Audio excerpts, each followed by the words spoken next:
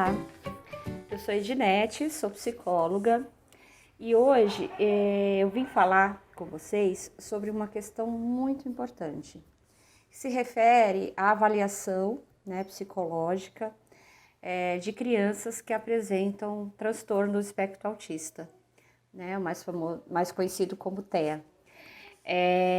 Essa questão ela é super importante porque quando a gente pensa numa avaliação que envolve a hipótese de autismo, a gente está lidando com vários aspectos. Primeiro, o primeiro aspecto é a família que procura essa avaliação.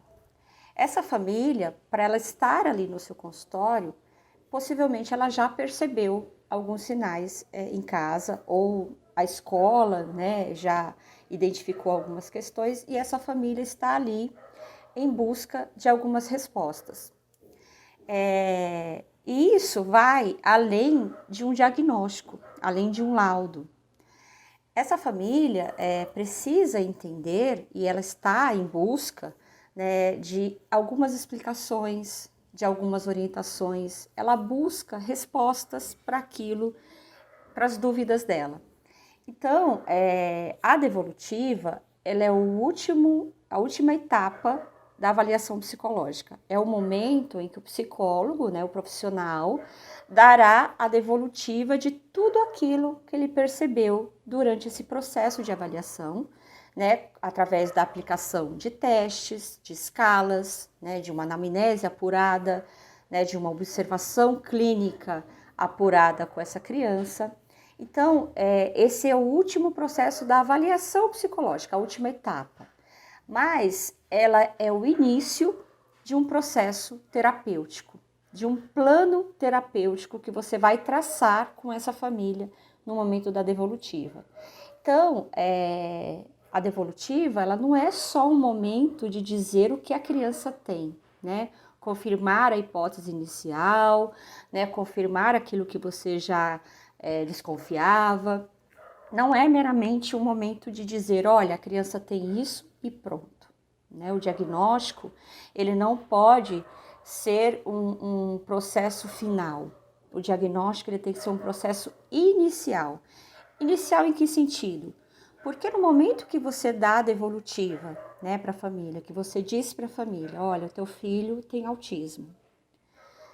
É um momento muito delicado, porque essa família se depara com aquilo que ela não queria, porque nenhuma família espera ter um filho com deficiência, nenhuma família espera ter um filho com autismo ou com qualquer outro tipo de transtorno.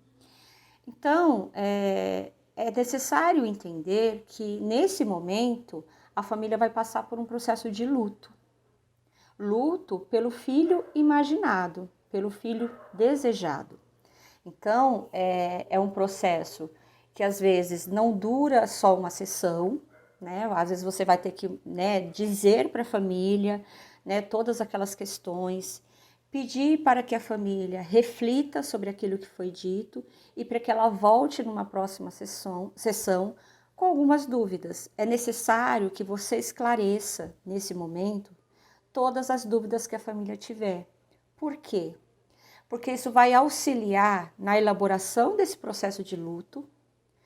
A elaboração desse processo de luto vai facilitar a aceitação dessa família. Nesse sentido, a aceitação, ela interfere, inclusive, nas intervenções, E quais são as intervenções? O plano terapêutico que você vai traçar com essa família para essa criança. Porque você chegou a um diagnóstico, agora você vai ter que traçar aquilo que você entende como necessário para o desenvolvimento dessa criança. Então, todos os aspectos que você percebeu durante a avaliação têm que ser colocados, inclusive das dificuldades, das limitações, mas principalmente daquilo que você enxerga como potencialidade. Então, tem que ser um momento carregado de aspectos positivos, de dizer, olha, essa criança tem uma limitação, essa criança tem autismo, mas ela tem esse potencial.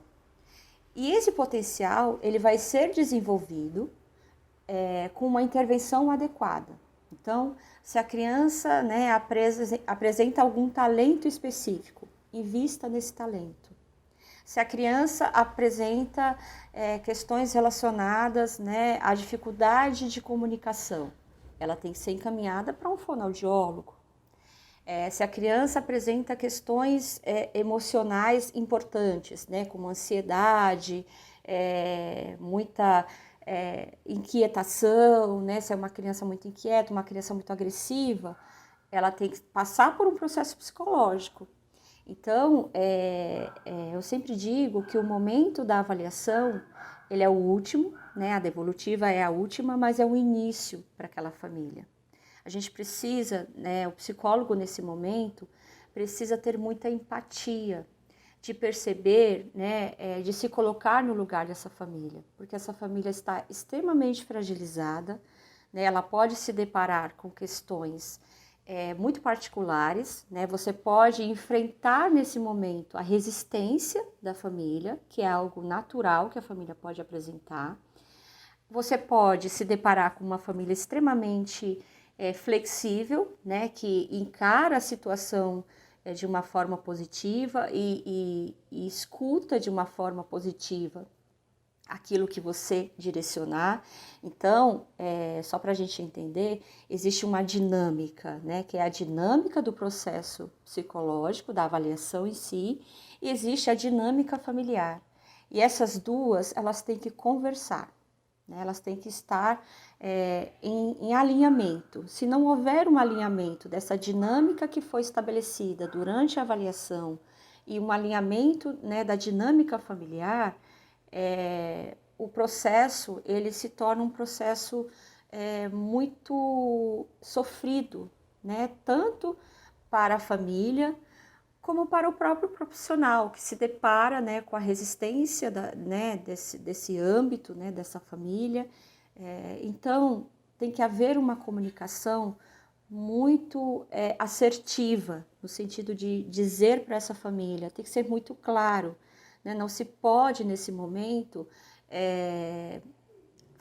faltar dados, né, esconder informações. Então, o psicólogo tem que estar preparado tanto no sentido teoricamente, né, saber do que ele está falando, como ele tem que estar preparado emocionalmente para dar essa devolutiva, né, porque ele pode enfrentar, a família pode enfrentar de duas maneiras. Ou ela resiste totalmente a esse diagnóstico e nega, entra no processo de negação, e isso é muito ruim, tanto para a família como para a criança, como ela pode entrar no processo de flexibilidade, de aceitação imediata e, né, encarar o tratamento, porque essa criança vai ter que ser submetida a um tratamento.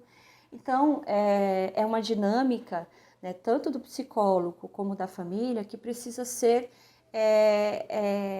trabalhada, né? Então, você, durante o processo de avaliação, você profissional, você já tem que ir né, coletando dados que vão te ajudar nesse momento da devolutiva, tá certo? E como eu disse, às vezes esse processo não dura somente uma sessão, né? Ela pode durar 2 ou 3, dependendo da forma como a família aceitar ou como ela escuta toda essa gama de informações, tá certo? Se ficar alguma dúvida, podem me mandar novamente a pergunta, a dúvida que vocês tiverem, que eu estou aqui para esclarecer, tá? Agradeço a atenção e até mais.